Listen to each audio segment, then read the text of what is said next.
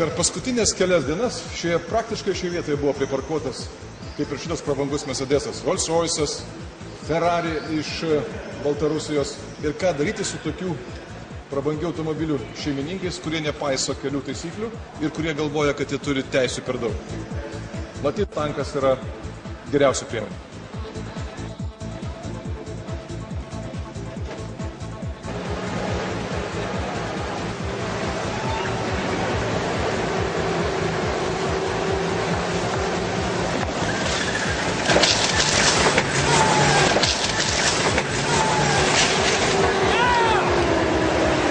Jeigu automobilis parkuos blogai, bus va taip.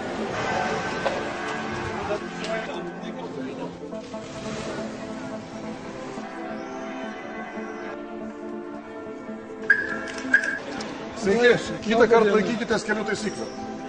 Pasistengsiu.